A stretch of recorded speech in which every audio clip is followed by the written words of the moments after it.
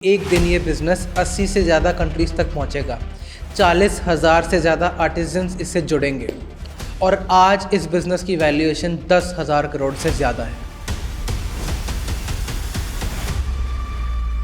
और यहीं मुझे लगता है चौधरी जी को वो दिखा जो बाकी सब लोग मिस कर रहे थे। बाकी लोग कारपेट देख रहे थे, चौधरी जी ने कारपेट के पीछे खड़े इंसान को देखा।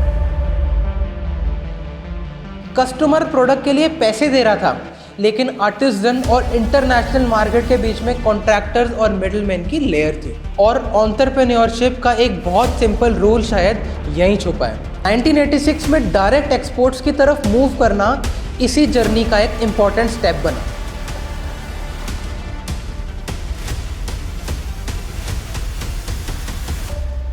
और यहाँ चौधरी जी की ऑफिशियल लाइफ स्टोरी में एक शॉकिंग इंसिडेंट का जिक्र आता है।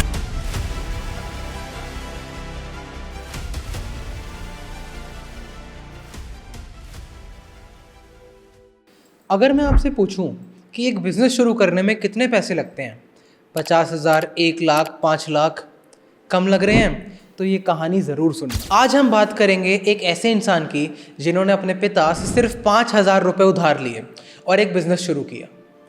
अब आपको लग रहा होगा ये होगा कोई टेक स्टार्टअप, कोई फैक्ट्री या शॉप। बिल्कुल नहीं, ये बिज़नेस शुरू हुआ राजस्थान के चूरू से, एक छोटे से घर में। थोड़ा सा रॉ मटेरियल, 2 करघे और सिर्फ 9 कारीगर। और उन करघों पर सिर्फ धागे नहीं बुनने जा रहे थे, धीरे धीरे वहाँ उम्मीदें बुनी जा रही थी। उस दिन शायद उन्हें पता भी नहीं था कि एक दिन ये बिज़नेस 80 से ज़्यादा कंट्रीज़ तक पहुँचेगा। 40,000 से ज़्यादा आर्टिजन्स इससे जुड़ेंगे और आज इस बिज़नेस की वैल्यूएशन 10,000 करोड़ से ज़्यादा है। 5,000 रुपये के उधार से 10,000 करोड़ से ज़्यादा की वैल्यूएशन। तो कौन था वो इंसान और क्या है वो बिज़नेस? उनका नाम है श्री नंद किशोर चौधरी जी और वो बिज़नेस है जयपुर रग्स। एक ऐसा इंडियन ब्रांड जिसकी कहानी सिर्फ कारपेट्स की नहीं है, ये कहानी है हुनर की, इज़्ज़त की और सबसे ज़्यादा नज़रिए की। मैं हूँ सोहराब गाबा, आप देख रहे हैं टीडिया टॉक्स, एक ऐसा मंच जहाँ बोली हुई हर कहानी आपको कुछ ना कुछ वैल्यू ज़रूर देगी। श्री नंद किशोर चौधरी जी राजस्थान के चूरू में पले बड़े। उनके पिता का फुटवेयर का बिज़नेस था। शुरू में उन्होंने भी अपने पिता के बिज़नेस को ज्वाइन किया, लेकिन धीरे धीरे उन्हें ये एहसास हुआ कि वो अपनी सारी ज़िंदगी इसी काम में नहीं बिताना चाहते। उसके बाद उनके सामने आया एक बहुत सेफ ऑप्शन, एक गवर्नमेंट बैंक में कैशियर की नौकरी। अब 1970s का इंडिया इमेजिन कीजिए, गवर्नमेंट बैंक की जॉब, फिक्स्ड सैलरी, इज़्ज़त, सिक्योरिटी, एक सेफ फ्यूचर, फैमिली भी खुश, लाइफ ऑलमोस्ट सेट। लेकिन चौधरी जी ने वो जॉब एक्सेप्ट नहीं की, क्योंकि वो सिर्फ सैलरी अर्न करने के लिए काम नहीं करना चाहते थे। वो नए लोगों से मिलना चाहते थे, नई जगहों पर जाना चाहते थे और कुछ अपना क्रिएट करना चाहते थे। अब इसी सर्च के दौरान उनकी नज़र पड़ी इंडियन कारपेट इंडस्ट्री पर। इंडियन हैंडमेड कारपेट्स की इंटरनेशनल मार्केट में डिमांड थी, लेकिन इंडस्ट्री काफ़ी अनऑर्गेनाइज थी। बीच में कॉन्ट्रैक्टर्स और मिडलमैन की लेयर्स थी और दूसरी तरफ गांव में बैठे आर्टिजन्स के पास एक्स्ट्राऑर्डिनरी स्किल्स थी, लेकिन मार्केट तक उनकी डायरेक्ट पहुंच लिमिटेड थी। और यहीं मुझे लगता है चौधरी जी को वो दिखा जो बाकी सब लोग मिस कर रहे थे। बाकी लोग कारपेट देख रहे थे, चौधरी जी ने कारपेट के पीछे खड़े इंसान को देखा। 1978 में श्री नंद किशोर चौधरी जी ने अपने पिता से 5,000 रुपये उधार लिए। चूरू में अपने घर पर 2 लूम्स यानी 2 करघे लगाए और शुरुआत हुई सिर्फ 9 आर्टिजन्स के साथ। बनारस से एक एक्सपीरियंस आर्टिजन को बुलाया गया और चौधरी जी ने सिर्फ पैसे लगाकर साइड में खड़े रहना चूज़ नहीं किया। वो खुद आर्टिजन्स के साथ बैठकर कारपेट मेकिंग समझने लगे, लूम के पास वक्त बिताते, प्रोसेस सीखते और उनकी ऑफिशियल टाइमलाइन के मुताबिक कई बार आर्टिजन्स के साथ वहीं बैठकर खाना भी खाते। उनके पहले कारपेट्स 6/4 के थे और उस वक्त उस बिज़नेस का नाम था भारत कारपेट एंटरप्राइज। और ज़रा वो सीन इमेजिन कीजिए, एक घर, 2 करघों की आवाज़, 9 आर्टिजन्स, लिमिटेड पैसा और एक यंग बिजनेसमैन जिसने एक सेफ करियर ऑप्शन को छोड़ के अपने पिता से 5,000 रुपये उधार लिए। ना इन्वेस्टर, ना फंडिंग राउंड, ना कोई फैंसी ऑफिस, सिर्फ काम। और एंटरप्रेन्योरशिप का एक बहुत सिंपल रूल शायद यहीं छुपा है। शुरुआत इम्प्रेसिव दिखनी ज़रूरी नहीं है, शुरुआत होनी ज़रूरी है। धीरे धीरे बिजनेस ग्रो करने लगा, लेकिन अब चौधरी जी के सामने एक ऐसी प्रॉब्लम आई जिसका बैलेंस शीट से कोई लेना देना नहीं। जिन आर्टिजन्स के साथ वो काम कर रहे थे उसमें से कुछ सोशली मार्जिनलाइज कम्युनिटीज से आते थे, और उस समय रूरल इंडिया में कास्ट डिस्क्रिमिनेशन एक हार्श रियलिटी थी। चौधरी जी आर्टिजन्स के घर जाते थे, उनके साथ बैठते थे, उनके साथ खाते और उन्हें सिर्फ लेबर के रूप में नहीं देखते थे। लेकिन यही चीज़ उनके अपने फैमिली और सोसाइटी के कुछ लोगों को पसंद नहीं आई। 2024 में फोर्ब्स इंडिया से बात करते हुए चौधरी जी ने खुद बताया कि उन्हें अपनी फैमिली और सोसाइटी से रिजेक्शन फेस करना पड़ा। उनके मुताबिक वेडिंग्स और सोशल फंक्शंस में लोग उनसे हाथ मिलाने तक से मना कर देते थे। इमेजिन कीजिए, एक तरफ बिजनेस ऑलरेडी अनसर्टन है, पैसे लिमिटेड हैं, फ्यूचर का कुछ पता नहीं है, और दूसरी तरफ अपने लोग कह रहे हैं इन लोगों के साथ मत बैठो। यहाँ दो चॉइसेस थी, सोसाइटी को खुश रखो या अपने प्रिंसिपल्स को।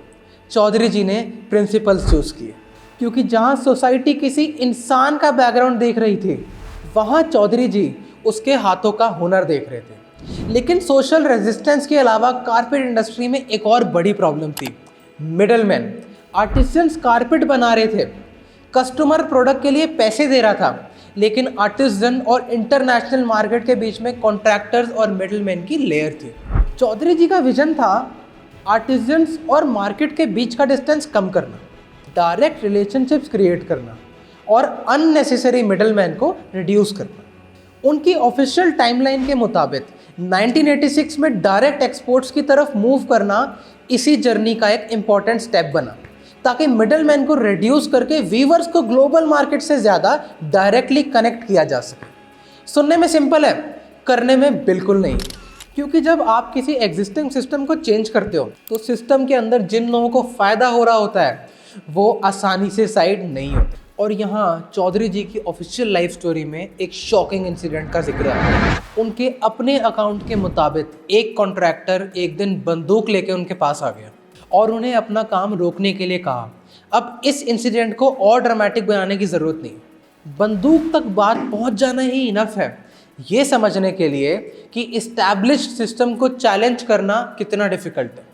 लेकिन चौधरी जी ने अपना कोर मॉडल नहीं छोड़ा, आर्टिजन्स के साथ डायरेक्ट रिलेशनशिप नहीं टूटा, और जो चीज़ शुरुआत में कन्फ्लिक्ट क्रिएट कर रही थी वो आगे चलकर जयपुर रक्स की सबसे बड़ी स्ट्रेंथ में बदल गई। 1989 में चौधरी जी की जर्नी राजस्थान से निकलकर गुजरात के ट्राइबल रीजन्स तक पहुंची। अब चैलेंज सिर्फ बिजनेस एक्सपैंड करने का नहीं था, चैलेंज था ट्रस्ट। एक आउटसाइडर किसी कम्युनिटी में जाकर बिजनेस कार्ड दिखा दे और अगले दिन लोग उस पर ट्रस्ट करने लग जाएं, ऐसा नहीं होता। ट्रस्ट के लिए वक्त देना पड़ता है, लोगों के बीच रहना पड़ता है, उनकी ज़िंदगी समझनी पड़ती है, रिलेशनशिप्स बिल्ड करने पड़ते हैं, और चौधरी जी ने एग्जैक्टली यही किया। उनकी ऑफिशियल बायोग्राफी के मुताबिक कुछ वक्त बाद लोकल कम्युनिटीज़ उन्हें प्यार से भाई साहब कहने लगी, और गुजरात के इसी फेस की एक छोटी सी डिटेल मुझे बड़े बड़े टर्नओवर नंबर से भी ज़्यादा पावरफुल लगती है। चौधरी जी की लाइफ पार्टनर श्रीमती सुलोचना चौधरी जी इस पूरी जर्नी में उनके साथ खड़ी रहीं। उनकी ऑफिशियल बायोग्राफी गुजरात के उन डिफ़िकल्ट डेज़ को याद करते हुए एक वक्त का जिक्र करती है जब फैमिली के पास घर में सिर्फ 2 सेट्स ऑफ प्लेट्स हुआ करते थे। बस इस कॉन्ट्रास्ट को फील कीजिए, आज ग्लोबल लग्जरी रग्स का बिजनेस और एक वक्त पर घर में सिर्फ 2 sets of plates. Business stories में हम फाइनल वैल्यूएशन देखते हैं, रिवेन्यू देखते हैं, अवार्ड्स देखते हैं, लेकिन उन नंबर्स के पीछे के दिन नहीं देखते। वो दिन जब रिसोर्सेस कम होते हैं, रिस्पॉन्सिबिलिटीज ज़्यादा होती हैं, रिजल्ट की कोई गारंटी नहीं होती, और फिर भी अगली सुबह उठकर दोबारा काम करना हो। 1997 तक गुजरात का नेटवर्क 6000 से ज़्यादा वीवर्स तक पहुंच चुका था। अब बिजनेस सिर्फ चूरू के 2 करघों तक लिमिटेड नहीं था, विलेजेस जुड़ रहे थे, आर्टिजन्स जुड़ रहे थे, मार्केट एक्सपैंड हो रही थी। 1999 में चौधरी जी जयपुर वापस आए और बिजनेस ने एक नया फेज एंटर किया। नॉर्थ अमेरिकन मार्केट में डिस्ट्रीब्यूशन सपोर्ट करने के लिए जयपुर रग्स इनकॉर्पोरेटेड इस्टेब्लिश हुआ, जो आज जयपुर लिविंग के नाम से जाना जाता है। यानी चूरू के एक घर में शुरू हुआ काम अब विलेजेस से निकल के इंटरनेशनल मार्केट तक पहुंच रहा था।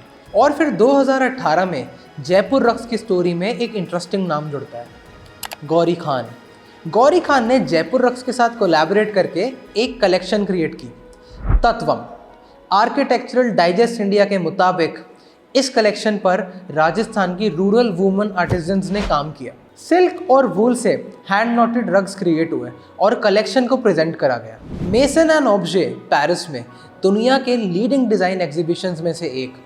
अब ज़रा कॉन्ट्रास्ट देखिए, एक वक्त था जब रूरल आर्टिजन्स के साथ बैठने पर चौधरी जी को सोसाइटी जज कर रही थी, और कुछ डेकेड्स बाद रूरल राजस्थान के आर्टिजन्स के हाथों का क्राफ्ट गौरी खान जैसे सेलिब्रेटेड डिज़ाइनर्स के कोलैबोरेशन के साथ पेरिस के इंटरनेशनल डिज़ाइन प्लेटफॉर्म पर खड़ा था। वही हाथ, वही इंडियन क्राफ्टमैनशिप, बस दुनिया की नज़र बदल चुकी है। और एंटरप्रेन्योरशिप का काम कई बार टैलेंट क्रिएट करना नहीं होता, टैलेंट पहले से एग्जिस्ट करता है।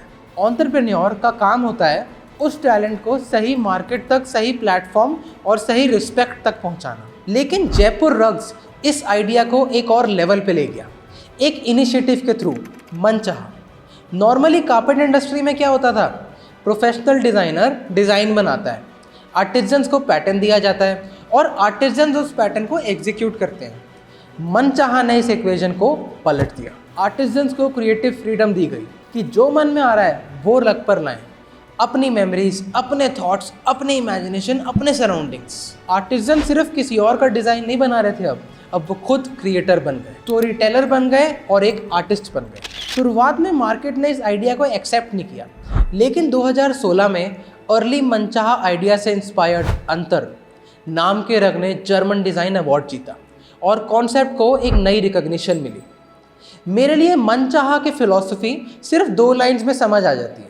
दुनिया ने कहा ये वीवर है, जयपुर रग्स ने कहा नहीं ये आर्टिस्ट है। और अब आते हैं नंबर्स पर। 1978 5,000 रुपये, 2 करके 9 आर्टिसंस, और आज जयपुर रग्स 40,000 से ज़्यादा आर्टिसंस के साथ काम करता है। फोर्ब्स इंडिया ने 2024 में कंपनी के एक्सपोर्ट्स को 80 से ज़्यादा कंट्रीज तक रिपोर्ट किया और FY24 में जयपुर रग्स का रिपोर्टेड ग्रुप टर्नओवर 975 करोड़ रुपए का था। और श्री नंद किशोर चौधरी जी के मुताबिक आज जयपुर रग्स की वैल्यूएशन 10,000 करोड़ रुपए से ज़्यादा है, 5,000 रुपए से 10,000 करोड़ रुपए से ज़्यादा। लेकिन अगर हम जयपुर रग्स की स्टोरी को सिर्फ नंबर्स पर ख़त्म कर दें तो शायद हम इस जर्नी के सबसे इम्पॉर्टेंट पार्ट को मिस कर देंगे। क्योंकि श्री नंद किशोर चौधरी जी की कहानी का सबसे बड़ा लेसन ये नहीं था कि उन्होंने पैसे कमाए, उनकी कहानी का सबसे बड़ा लेसन ये था कि उन्होंने दुनिया को किस नज़र से देखा। जिन लोगों को समाज ने मार्जिनलाइज आर्टिसंस कह के बुलाया, नंद किशोर चौधरी जी ने उनमें टैलेंट देखा।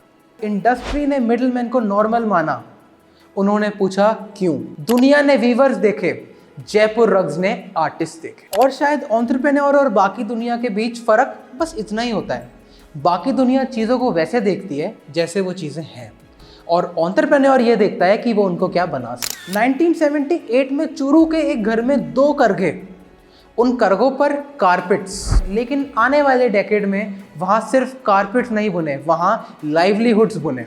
आर्टिजन्स को अपॉर्चुनिटीज़ मिली, वुमेन आर्टिजन्स को ग्लोबल मार्केट में जुड़ने का मौका मिला, इंडियन क्राफ्टमैनशिप को दुनिया तक पहुंचने का प्लेटफॉर्म मिला। और 5,000 रुपए के उधार से शुरू हुआ एक बिजनेस आज चौधरी जी के मुताबिक 10,000 करोड़ से ज़्यादा की वैल्यूएशन तक पहुंचा। इसलिए मेरे लिए श्री नंद किशोर चौधरी जी ने सिर्फ कारपेट्स नहीं बुने, उन्होंने लोगों के लिए रास्ता बुना। और मेरे हिसाब से जयपुर रग्स की स्टोरी का सबसे बड़ा लेसन ये नहीं है कि उन्होंने क्या बेचा, बल्कि इसका सबसे बड़ा लेसन ये है कि उन्होंने समाज के लिए क्या क्रिएट किया।